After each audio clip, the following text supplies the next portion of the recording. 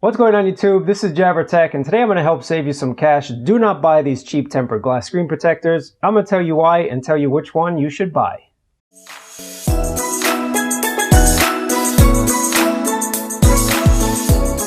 First things first, guys, tempered glass screen protectors, they come in all flavors. You have cheap ones, you have expensive ones, like the Whitestone Dome, but the Whitestone Dome glass usually does a really great job. But at $50, it's a little bit expensive when you can go on Amazon and purchase a 3-pack for about $10. It is what it is, but when you pay $10 for a 3-pack, you're really not going to get the oleophobic coating that you would on a more expensive brand.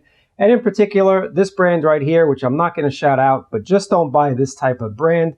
I'm going to show you which one actually works in a second. But the full coverage is not a good idea for the Soli chip. A, because the oleophobic coating is just horrible. It's going to always smudge up that part of the glass and you're not going to be able to get a reading. Your phone's going to tell you to clean the lens. Another problem with this full coverage is that for some reason there must be some sort of reflection. The Soli chip just does not work too well and it sort of wigs out on itself from time to time. So this type of screen protector, do not buy. Let's go ahead and install this one from LK Glass, and I'm going to show you this is the absolute best one to buy. I'll leave this link down in my description below. It's only about $9 for a 3-pack, but don't waste your money. If you see a full coverage, you might think it's a great idea like I did. I wanted to cover my entire screen, but don't do it. All you have to do with this is take it off and throw it in the garbage because that's what it's worth. Let's go ahead and open this one from LK and kind of check it out together. Because this is not a full coverage tempered glass screen protector, it's going to work a lot better. And this is already a higher quality. They give you a nice little template here, so it's really easy to install. This is what I'm talking about. This is the coverage that you need. You need this one that leaves the sensors completely exposed.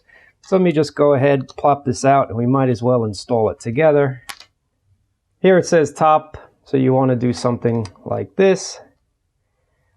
And I really like this guide.